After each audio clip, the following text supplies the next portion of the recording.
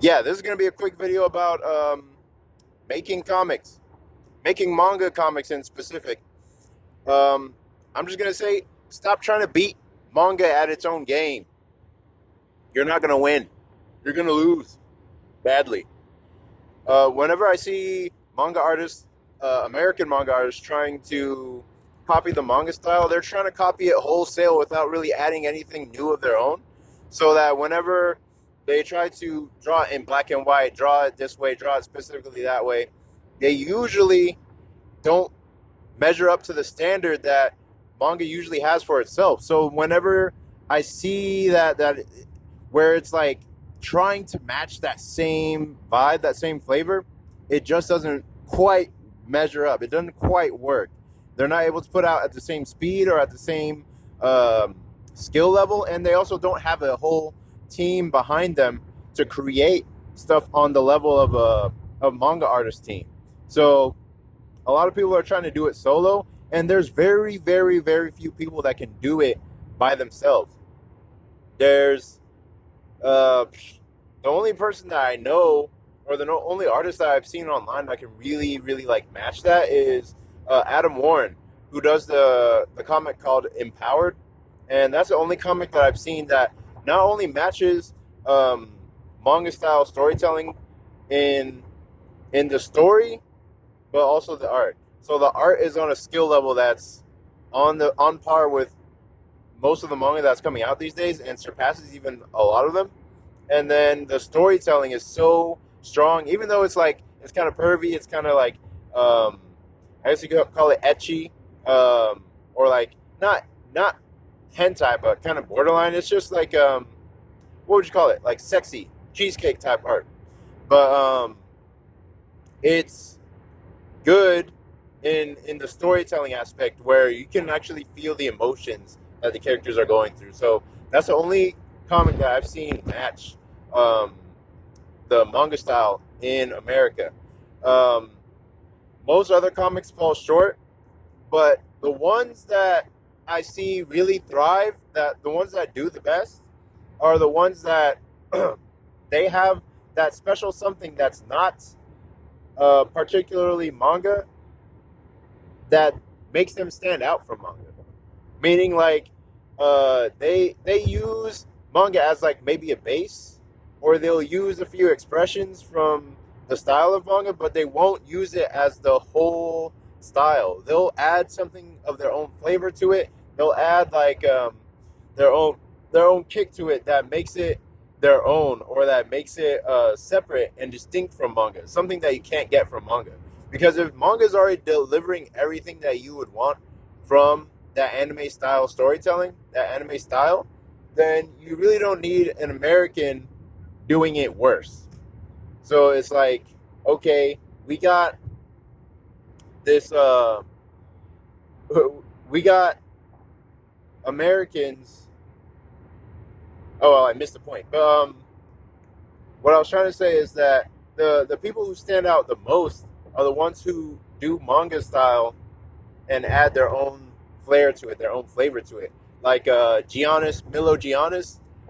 I think I might have butchered his name, but that's how I always said it in my head.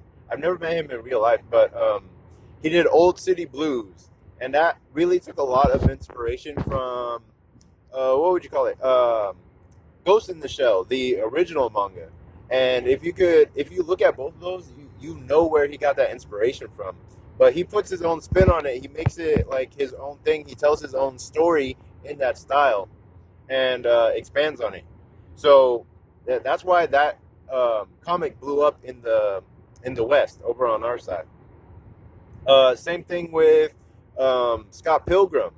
It just recently had an anime. Scott Pilgrim is a Canadian-made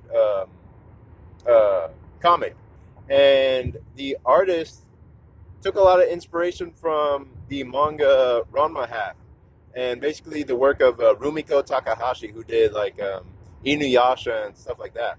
But he had his own simplified version of it, his own style of it, and it became popular because it was just he allowed the characters to change their clothes, something that manga doesn't usually do because it saves time to draw the same clothing all the time.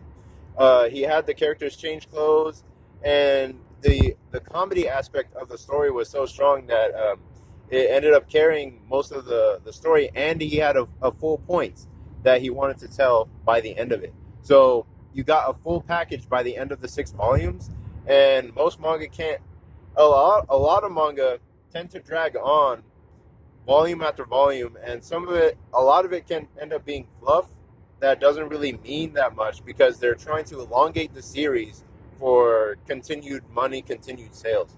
So, though, I would like if I were to advise a new up and comer who's really into the manga style like I am, I would advise that find the things that comics are um, comics are better at, or the strength of comics themselves, versus trying to go for that manga style and focus on that. And I'm not calling out or picking on anybody who um, draws exclusively in manga style. I'm just saying that if you focus on the aspects of comics that are done better than manga, then you can actually find your own lane. Like you can find your own thing that people are like, wow, this is actually I'm getting something out of this that I don't get out of manga. And that's really the best you can hope for because they have the talent, they have the teams behind it, they have editors that are solely dedicated to making the best-selling creation out of a black and white book. But if you're solo, if you don't have any of that, you really only have yourself. So, and maybe your friends and whatnot to bounce ideas off of.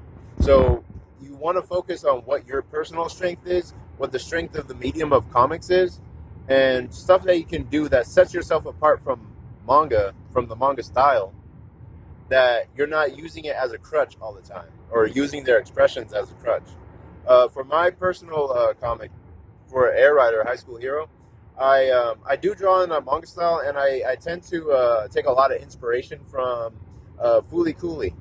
But my specialty, or like the thing I want to focus on, is the emotions of the characters, like how they emote and express themselves and act on the page, because I wanted it to feel like they're real people. So I take a lot of inspiration from Terry Moore, who does Strangers in Paradise, and Jaime Hernandez, who does Love and Rockets. And they both have some of the most expressive characters in all of comics. But that's not something that manga does necessarily, because manga is usually focused on exaggerating the expressions or making completely unrealistic circumstances or acting or whatever.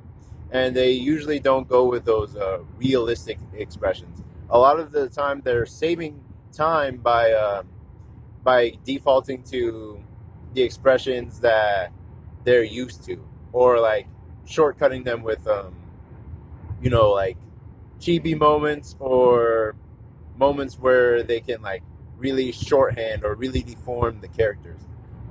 In comics, you don't have to do that. You can find your own way to express the characters, and that's what I'm trying to do with Air Rider.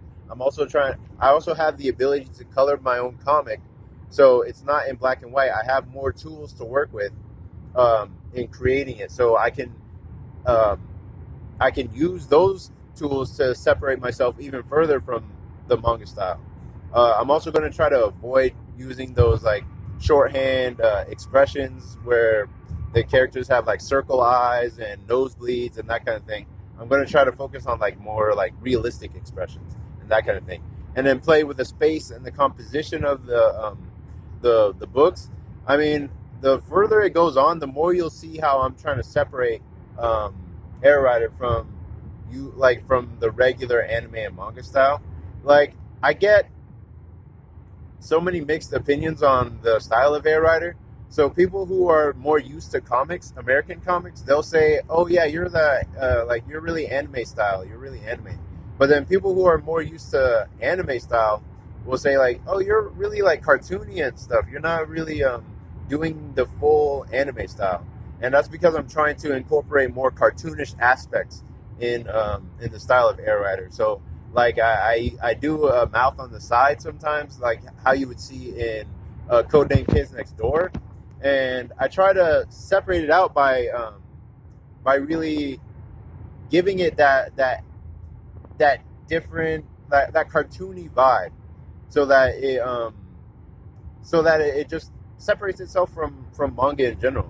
If you can, I think if I can manage to pull that off, then I can kind of shake off the anime stigma, not 100%, but use it as a good jumping off point or a baseline to develop my style further.